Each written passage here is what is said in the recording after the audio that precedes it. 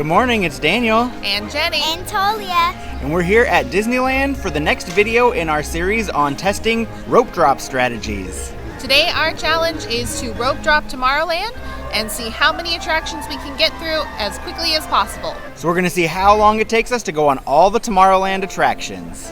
There are 7 attractions in all, and we will not be using Genie Plus or Lightning Lanes today. Let's go see how we do. We're making our way down Main Street up towards the castle so that we can stand as close to the rope as possible by the entrance to Tomorrowland. Links to the rest of our rope drop strategy videos are available down below in the description. As a reminder, if you are a hotel guest of one of the 3 Disneyland Resort hotels, you get early entry into the parks half an hour before they open to the rest of the public.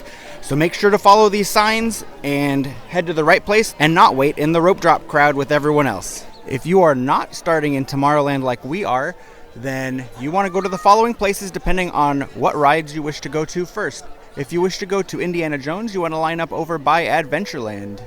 If you are trying to go to Star Wars Rise of the Resistance, you want to line up as close to Frontierland as possible. This is the entrance that will take you closest to the ride queue entrance for Rise of the Resistance.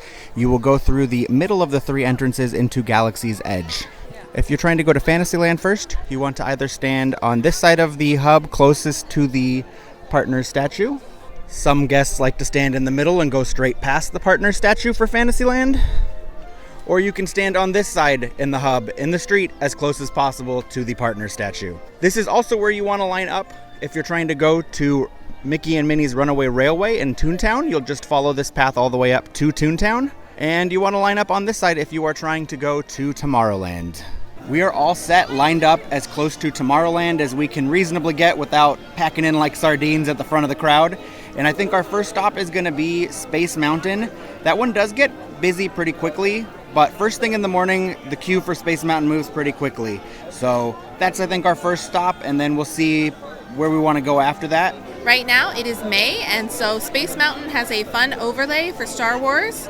It is Hyperspace Mountain this time, so we're excited to go on that. They have just let us in, and we are following everybody else in this giant crowd going to the same place, Space Mountain.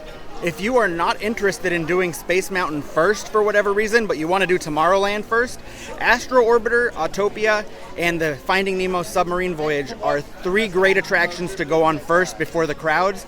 They're all very slow to load and do not have a lightning lane option. It is now 8:01, and it says there is a 5-minute wait here for Hyperspace Mountain, so let's see what time we get on. Hopefully we spend most of it walking through the queue.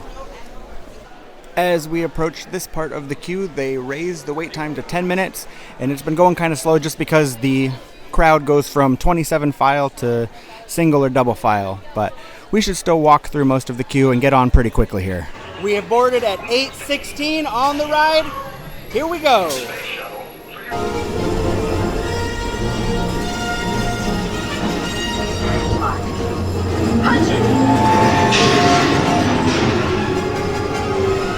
Ride number 1 down, Space Mountain achieved. Next up, I think we're going to go to the Finding Nemo Submarine Voyage. For those of you who didn't know, here's our picture from Space Mountain. And during the 100 Years of Wonder celebration, all ride photos are free. So if you are here and you go on a ride that takes your photo, don't forget to get that code so that you can enter it into the app and get your free photo. Our big tip is the photos do cycle through quickly on that display, so be sure to take a quick photo with your phone so that you have the number and put that into the Disneyland app to get your PhotoPass photo. Here we are getting in line for the Submarine Voyage. It's 8:24 and lists a 5-minute wait. We walked right on. It is 8:26 and we're already on board the submarine. Let's take it down. Dive. Take it down easy. Dude, check it out. Wow.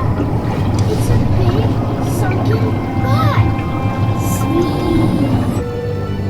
Nemo, check out all the whales. Cindy Plankton, he says that whales are eating krill. Then why is that whale eating that yellow submarine, dude? We just got off of the subs. It is 8:44 and we are getting in line for Autopia now. It says it has a 5-minute wait. While we're waiting for Autopia, just want to show you the ride times right now and how crucial it is to arrive at Rope Drop if you want to maximize your day. As you can see, here's all of the Tomorrowland wait times. The only thing that's listing more than 5 minutes right now is Space Mountain, and we already did that. Everything else is short and staying short, so hopefully that'll stay this way for the rest of our few rides we have left. We just boarded 8:57, so a little longer than the 5 minutes stated, but here we go. Watch out, Talia's driving. What's your driving technique, Talia? Watch this. Whoa! Whoa! Whoa! And Jenny's back there somewhere. We just got off Autopia and we checked the app, and the wait times have gone up a little bit for a couple of things. So Astro Orbiter is now at 15 and Star Tours is now at 10. We think that the Astro Orbiter is going to stay pretty consistent. Maybe it'll go up another 5 minutes or so in the next hour, but we worry that Star Tours and Buzz Lightyear are going to get even longer than that. So we're going to do those two first and then do Astro Orbiter. We don't think it'll cost us anything, but it could possibly save us some time. It is 9:08. We are now getting in line for Star Tours. It lists a 10-minute wait time. I'm not sure I explained our reasoning terribly well. So the reason why we have chosen to postpone Astro Orbiter and go on Star Tours is because we think that the line for Astro Orbiter is going to stay pretty consistently 15 to 20 minutes for the next hour or two. But we do think that the lines for Star Tours and Buzz Lightyear may go up more than the 5 to 10 minutes that we think the Astro Orbiter line could go up.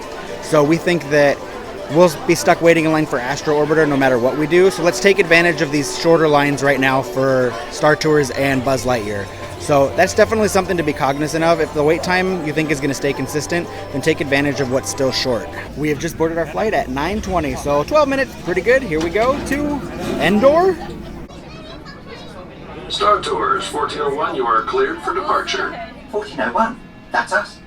We can't take off. The captain isn't on board.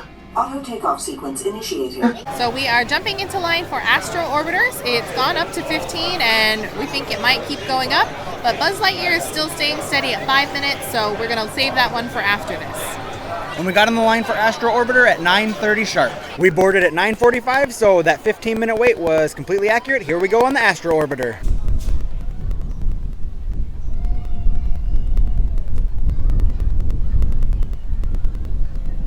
We made a good choice going on the Astro Orbiter when we did because the line's quite a bit longer now. We're now going on Astro Blasters. It says it has a 15-minute wait, but it looks pretty short.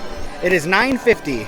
We just boarded at 9:55, so a 5-minute wait, much shorter than 15. Here we go on Buzz Lightyear. You may begin spinning your space. Joystick spin control is now activated. At the end of the ride, you get a free photo of this really high quality. There's mine and Talia's. And there's Jenny. And you can then email it to yourself if you want to. It's now 10:03. We're getting in line for the last thing, the monorail. We shouldn't have to wait at all for this. No one really rides it in the morning time. Most people use it as transportation to and from the hotels. So we should get on the first monorail that pulls up to the station. 10:06, we made it onto the monorail as it pulled up to the station. So here we go to downtown Disney and back to Tomorrowland. Hello, everyone. Welcome aboard the Disneyland Monorail.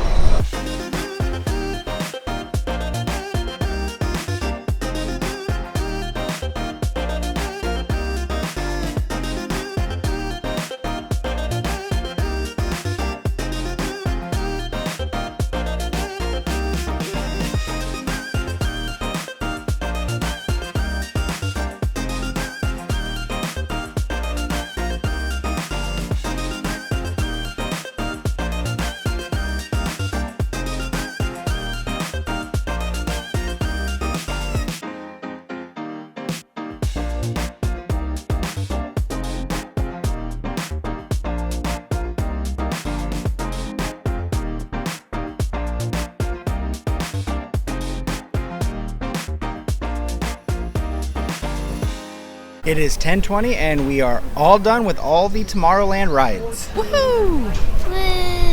I would call this a big success. So in just over 2 hours, we were able to get through 7 attractions, and some of them are some of the most popular attractions here at Disneyland. And many of them are slow, long, or both. The monorail round trip is at least 15 minutes. The Finding Nemo Submarine Voyage is a good 20, and we did that as quickly as you possibly could because we pretty much walked right onto a submarine and still took us 20 minutes. And Autopia is a bit of a long ride as well. Looking at some of the wait times right now, and I'm going to cover up some of our faces with this, you can see that everything's gone up a bit. Space Mountain's over an hour, Autopia is 15, the submarines are 10, Star Tours is 20, the Astro Orbiter's gone up to 30, and Buzz Lightyear 10. Those are certainly a lot longer times than what we waited for any of them. So really getting here at Rope Drop is key to having a maximized day. But if you're doing Tomorrowland, I think our strategy worked really well and is definitely one you would want to follow. Another thing to keep in mind is that most of the attractions in Tomorrowland actually offer Lightning Lane or Genie Plus or even single rider options. So that's something to consider if you don't want to rope drop Tomorrowland specifically and you want to save it for later in your day. Obviously, if going on all the Tomorrowland rides isn't your priority, I know a lot of people like the more thrilling rides, and things like the Astro Orbiter, Autopia, the Monorail aren't the most exciting things to go on, then modify this strategy to suit you. So go on some of the bigger rides here first thing while the lines are short, and then go to another land, go do something else. Let us know in the comments below if there's anything you would do differently if you were rope dropping Tomorrowland. And please give us a big thumbs up, it really helps us out.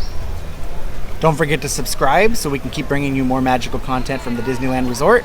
And we hope we put you in a magical mood.